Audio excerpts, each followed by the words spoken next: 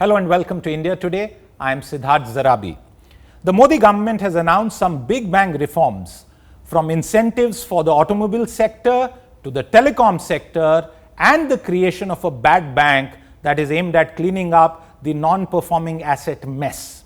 And then there is the big asset monetization push that is also the lead story for this week's India Today magazine issue. Over the next half hour, we'll be breaking down the big reform push. Today on the show with me, Amitabh Kant, the CEO of the Niti Aayog, one of the foremost voices and practitioners, policymakers as far as reforms are concerned. Raj Chingappa, the Group Editorial Director for Publishing at the India Today Group. We are also joined by two political voices on this debate today, Professor Gaurav Vallabh, spokesperson of the Congress Party, and Amit Malviya, spokesperson of the BJP. Mr. Kant, welcome to the show. I will start with you. And the big question really, fantastic plan, much needed. I think that's the editorial takeaway from this latest magazine issue. I'm just showing it once again for all our viewers to go out and purchase and go through it. Fantastic details. But the question, Mr. Kant, that everyone has, is this too ambitious? Is there the devil in the detail that will need a lot of effort to be ironed out? Mr. Kant. So let me first say that it's not possible for a country like India to grow at high rates of 8 to 9% over a 3-decade period without world-class infrastructure. What the monetization pipeline does is to recycle assets.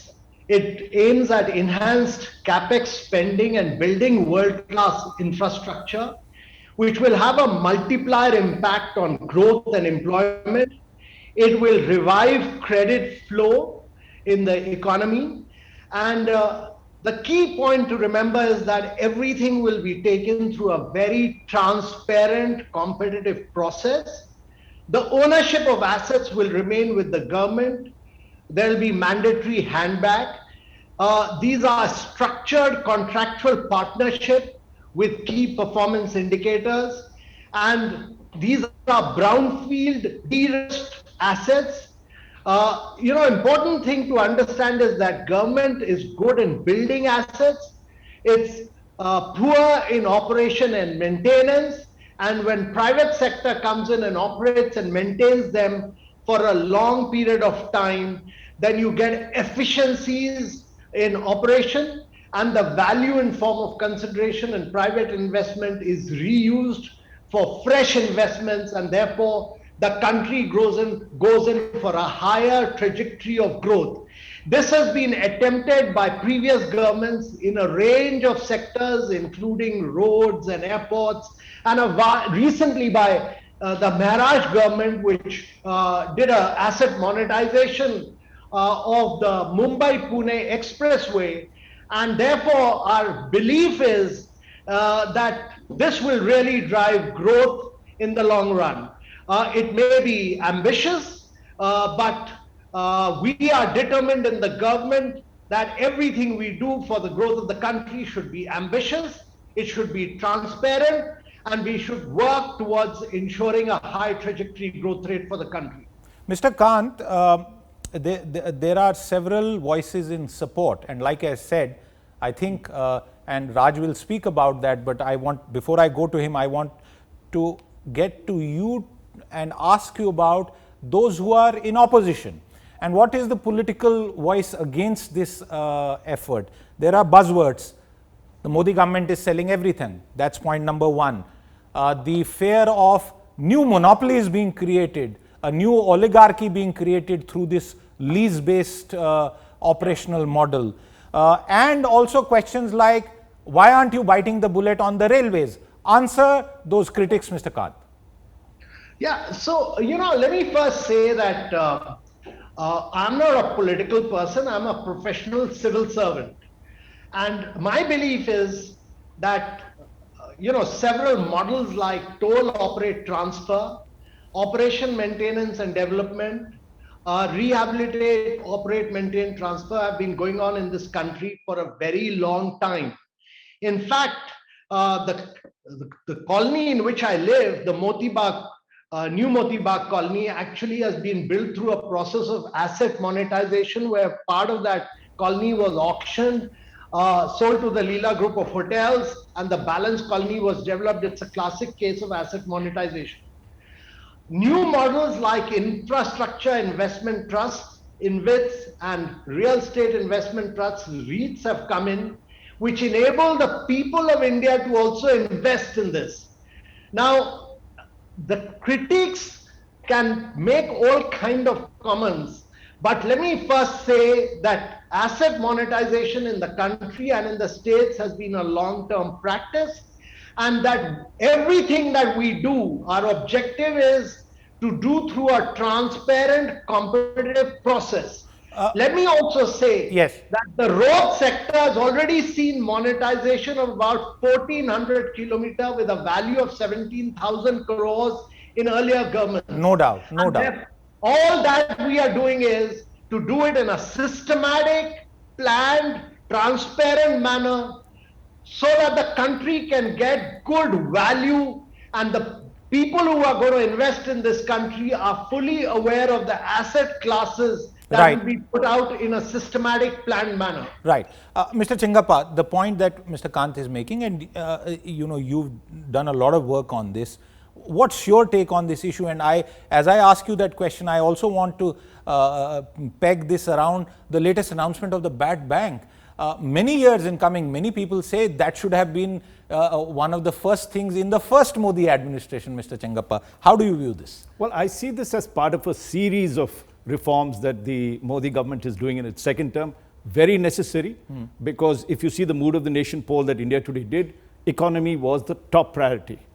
People understood that COVID was, of course, had to be dealt with, but economy was their major worry. Because for the benefit of our viewers, just to break it down, normally the economy, that's what the political sort of point of view is. Economy doesn't matter, it doesn't get you votes. By the time you hit the next election, the mood will have changed. How significant is this opinion poll in that sense? Look, all our polls, when we have done the Mood of the Nation poll, the demographic fundamentalism is jobs, prices, to some extent corruption and security. Jobs and inflation are the two big things that people look at when they're doing it. And because of COVID and even earlier, the job losses in the Indian economy has been quite huge. We're trying to recover that, but it is far from done. So what's happening apart from that, given the fact that we've really spent a lot on, and the Modi government has spent a lot on infrastructure development, social needs, welfare, whether absolutely. you're looking at health, you're looking at education, you're looking at a whole range of things for the farmers that they have done, apart from backing business during the COVID period. There is a budget deficit that we are seeing that needs to be met. Is there support, Mr. Chengappa? I'm interrupting you. Yeah. Is there support for the monetization drive? Yeah, in many senses, because what are the other options? If you take a look at privatization, there is definite need for private investment to come in, because there's just that much government investment can do. Can I simplify it and ask you, can we interpret what is there in this magazine, that there is a class, there is a youth segment in this country which is saying, we don't care whether it's privatized or monetized, give us jobs. Is that also a way to look at it? Certainly. I mean, the fact is, it's not that they don't care whether it's public or private. There are certain things that the monetization process has to ensure. If it has to be what I call a 3 wins. Okay. The first win is, does the government get the money by doing this? It is put an ambitious target of 6 lakh crores. Is it going to get that? And we'll take that question precisely to Amitabh Kant. Does the government get money? Question number one. The second win is for the private sector, right? Which is, will they be interested in these assets? Because Absolutely. we have seen in the past with Greenfield and others, there have been huge problems. Will there be takers, given what is the current economic situation as well overall? And the third win is the public. What does the public get? Yes, what is it? Do they get efficiency? And very, very important, there is a big concern between profit seeking and public interest. Brilliant 3 questions quickly. So, these are the points that we need to ensure if it has to be a win-win-win. Brilliant, wonderful. And Mr. Kant, very quickly, almost like a rapid fire, because I know you have limited time with us today. I'll take the third question first. From the public point of view, will this mean better services? Will this mean more affordable services? Because affordability is very crucial in the Indian market. What will it mean for the public? It may sound good for the government's balance sheet, but mere liye kya hai?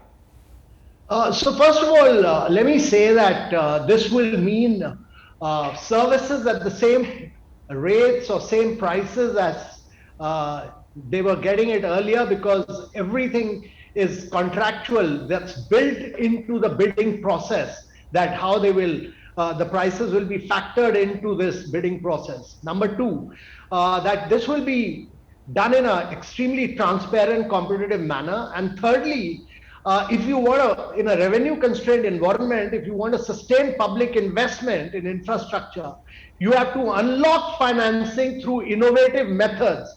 And what the Power Grid first public sector InvIT, which raised 7,700 crore, showed Right. that the India is awash with liquidity. Sir, let me interrupt you. Please allow me to interrupt you.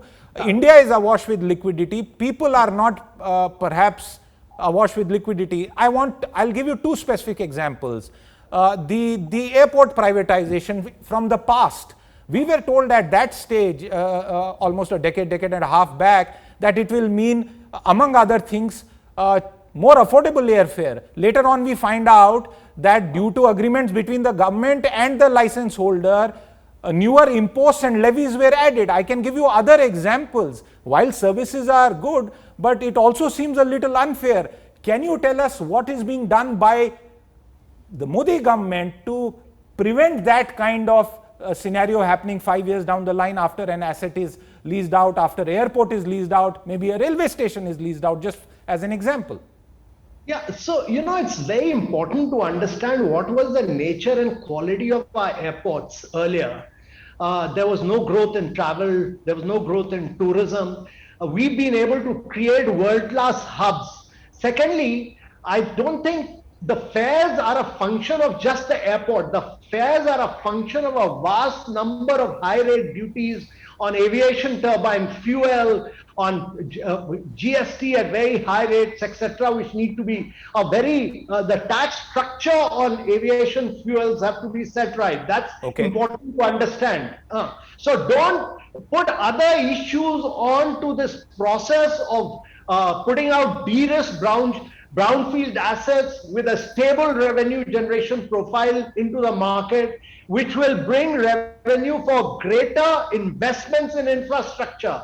And let me assure you that Mr. Kant, how will there be greater investment? You have given us an example, and this was the second question raised by Raj Chengappa. Is there appetite in the private sector? It's not as if the private sector balance sheets in India, and I take your point that the world may be awash with liquidity, but that is not true for many of the large companies that we knew from the past. Is there going to be appetite? What's your own sense? Well, let me say that it's not the world which is awash with liquidity. It's also India which is awash with liquidity. I mean, you've seen the Zomato public issue. We've seen the Power Grid, which launched its public sector InvIT, it was oversubscribed. We've seen the road TOTs, which have done extremely well. And actually, we are very confident of achieving our targets for the current as well as in future years. The country is looking for good airports, pension funds, sovereign funds, all kind venture funds, all of them are looking at de-risked projects which are in advanced stages, and they are all keen to be a part of India's growth story. Raj, this point that Mr. Kant makes about de-risk, and there is a long list of Indian industrialists who will perhaps write books, but Indian industry doesn't really do that, about the risk that they faced post-contracts. Contracts not being honored, being hit by levies, by various other machinations, and some of them tell you in private, we just want to run away from India. We don't know why we did this, Raj. Yeah, I think that's what, when you talked about the devil is in the detail and the fine print, Mr. Kant is right that this time they're offering brownfield projects. If you look at greenfield, there are development costs, risks, there's construction risks, and there are operating risks. There used to be over the table So and they were- under the table. Well, apart from that, there were three major risks that private sector had, right? Which was development, construction, and operational. Right. You have taken out two of these risks by giving them a brownfield project. Otherwise, in what was happening in PPP model earlier, we had a greenfield, there were land delays, there was a huge lot of issues. I think here, what is critical is the continuity of the policy. It's very important that the next government doesn't come and change the whole thing. Brilliant you have to point. assure that whatever you are maintaining follows that particular track. Therefore, private sector is invested. Therefore, if you're saying a 15-year or 30-year lease, you're not going to change that and alter that. We've seen No that happen 180-degree in various sectors that's there. And that is very critical in the moving forward on some of these issues. And I think also let's take a look at two or three of the things that's there. I think, as Mr. Khan said, roads is an easy thing. It's been done before. Yeah. Right? Railways and power. See, with these three, 65% of the 6 lakh crores to be met. I think railways is very important, and we need to check that. That's a brilliant cue for the discussion, and I have to bring in the political opposition point of view on the show. Gaurav Vallabh, welcome. Lovely to be talking to you again. Why is Rahul Gandhi saying that the Modi government is selling everything? Why do you fear that monopolies are being created? And why are you even saying that the railways as a strategic industry, that question is being raised? I find this convenient economics, if not anything else harsher. Gaurav, answer that please. Siddharth, I will answer point by point, the point raised by you and what Mr. Kant had just now narrated to us. The first point which Mr. Kant had narrated, that we are going to create the infrastructure. And I will give you the answer with data.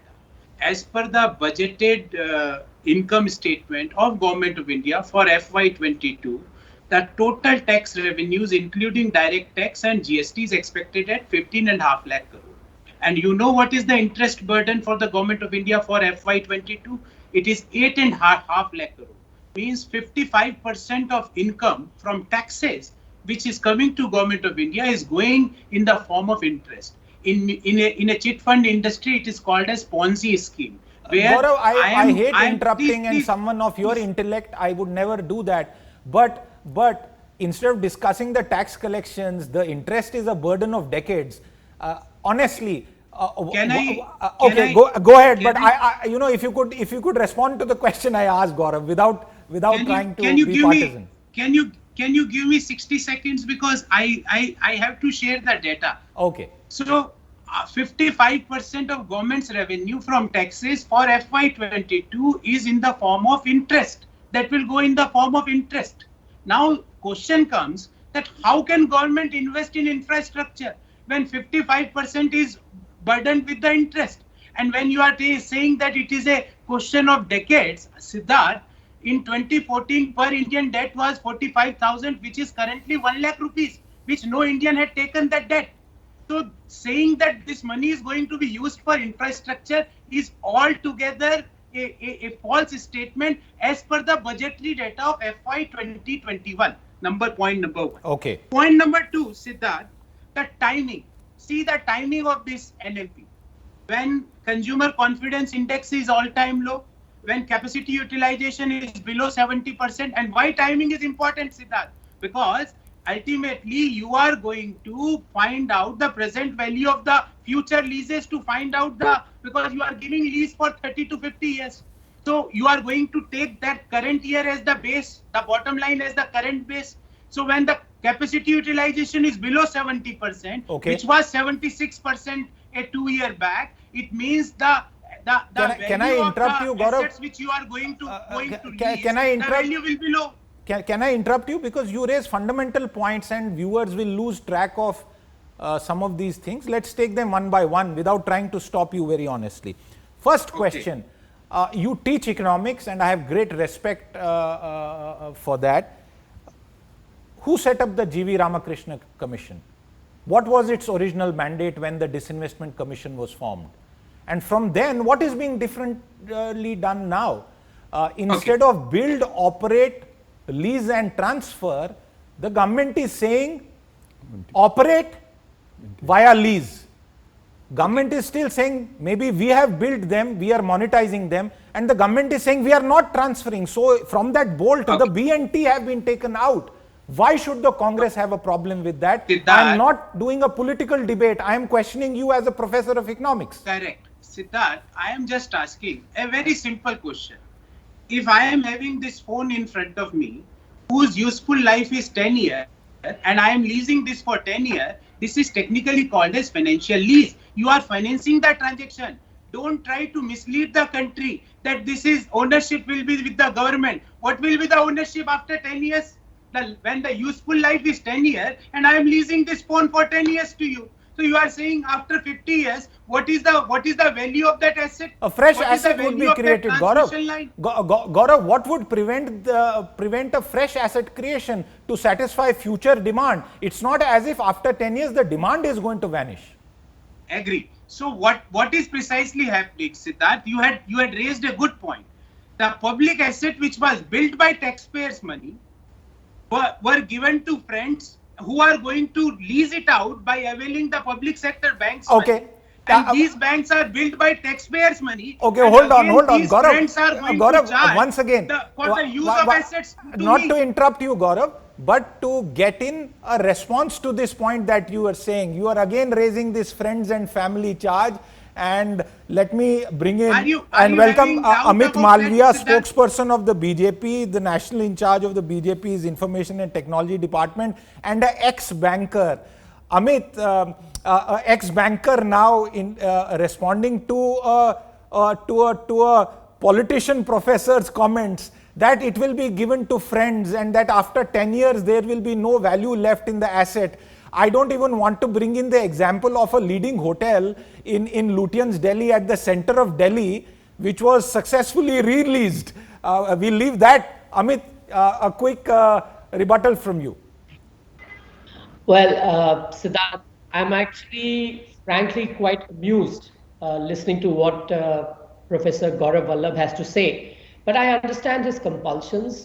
He is in the opposition and he has to necessarily run down initiatives that his own government started. That is the kind of compulsion that opposition politicians have, and he's no exception. But let's just step aside from what the assorted naysayers are saying, and let's look at what the government has put on the table. Now, the government is saying that there is a large number of asset base that is available today, and it is not yielding any revenue for the state. And it is also not being used effectively for the people. So how do you bridge this gap? And that is where the whole idea of monetization comes in. Why not follow the DMRC model, Amit? Sorry for the interruption, but for our audience to understand these complicated matters in slightly more simpler terms, why not follow the DMRC model? Why lease it out? This is one of the issues that is being asked.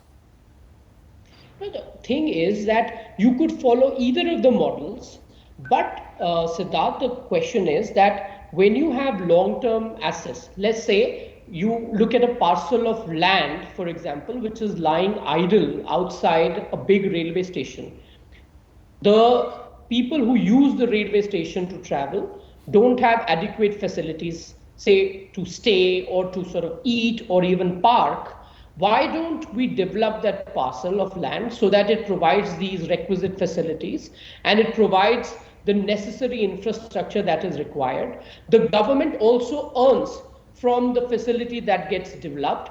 And once that happens, it is a win-win for the consumer, for the government, and for anybody who wants to participate. It could be a private sector, it could also be a state-owned agency, and so on and so forth. The argument that the Congress is making, or for that matter, the opposition parties is saying, is that you are letting off a government or a public funded asset off to people who are not necessarily the people who financed it in the first option. Amit, before the Congress representative responds, I want a quick interjection. Please allow me that. Great stuff on Air India, but why is the government of India still holding on to Bharat Sanchar Nigam Limited? That's a very good question. We would ideally want to get out of businesses where government has no business to be in. but you have to ensure that when you put out an asset for sale or privatization or a strategic investor is brought in, it has to be in a position where you realize the value. Now for Air India, for example, when we took over office, clearly the debt levels and the operating losses were extremely high. There required a certain amount of cleaning up. It required certain amount of discussion and putting your head around how to structure the deal Right. so that it becomes interesting for investors to come in. Right. It also does not compromise the viability of the asset per se. Right. And we could have a situation where we actually build on the asset that we have created and not bleed over it. Okay. And that is why if you see a certain structure has now been evolved wherein the investors have been given an option to come in, Okay. a strategic private vehicle that has been created, an SPV, a special purpose vehicle, Right. so that assets and debts can be moved around. These are the kind of financial structuring that most people do to ensure that an asset becomes viable and is financially lucrative Point for taken. investors to Amit, come in. I'm running out of time and I have to wrap this up. I want a quick response from Gaurav, and then I'll get Raj Chingappa to say the final word on the show. Gaurav, a quick response, please. Siddharth, I responded that it is not good. The money which you are going to generate can't be used on infrastructure. I responded that it is sale, not lease. Now, point number 3, which was raised by Mr. Malviya and yourself, that why you are opposing this. See, any asset which is of a strategic importance and which is giving profit. In your show, Siddharth, I had seen that you are displaying Concur. Is Concur a loss-making company? Is Concur is not of strategic importance? And before the disinvestment, Siddharth, the Adani Port and SEZ Limited, the CEO of that company says, having Concur is like a breeze for us. We can easily acquire strategic interest in Concur. So what is the reason of that? We want to understand. Before the process started, Gaurav, please allow. To buy this. Gaurav, let Amit Madhya quickly respond in 30 seconds. Amit, I'm completely out of time. Please, a quick response and then the final word. Look, Siddharth, without getting into specifics of a particular case, I want to make a broader point here. You have assets which are lying idle. You need to monetize them so that you can create infrastructure and facilities for the users of this country. Right. You have only so much money that is available in the system, and you have to channelize that money into productive assets. Okay. Now, you could have various models to do it, right? DMRC model is one model that you spoke about. The monetization by leasing out assets is another model. Yeah. The build, own, operate, transfer is another model. And these models have legitimate financial framework Right. to be made operative. Right. The problem with our opposition is Right. that while they did all of this, while they were in office, it was fine. Now that Prime Minister Modi and his government has put their heads around it, and they know very well that we are going to do a much, much better job of it because the UPA never had the political will to do Amit, it. the We country have the would political certainly will hope, and the minus intent the both. politics, for the sake of the Aam Aadmi, for Bharat, that this you get it right so that the government can reprioritize and spend the money where it is required. Raj Chingappa, final word, even as I implore all our viewers to go through the latest issue of India Today, where there's so much on this subject. Raj Chingappa. Well, I think firstly, let's say this is a decisive push towards privatization. A pivotal moment, really. Absolutely. To bring the animal spirits that is there, to bring in private investment, critical for the country. It needs to work. The sheer size of this has not been seen before. 13, sectors, major ministries involved on it, and a huge amount of assets that is, being leased out. I think really what they need to be concerned about is how much of the public will benefit from it, the efficiency levels, as well as the prices. And there you need to have good, as I think the Congress panelists talked about, is your asset, how are you assessing it, what is the value, there shouldn't be controversies over that. You need an independent regulator. Absolutely. And you need to get these things in terms of, the fact is that when it came to disinvestment, the government really hasn't done, maybe in the first 6 Well, years. maybe this year 60. Air India could change that. That's right. So far, it has been about 60% when they promised, and in the last year, because of COVID, I think very Air little. India itself will be 1,000% in So some we ways. need to see, At the end of the day, the proof of the pudding is in the eating. That's where we need to see it go. Absolutely. And with that, it's a wrap on this show. Thank you very much for watching and wishing this exercise to succeed for the sake of the country. Once again, thank you very much for watching.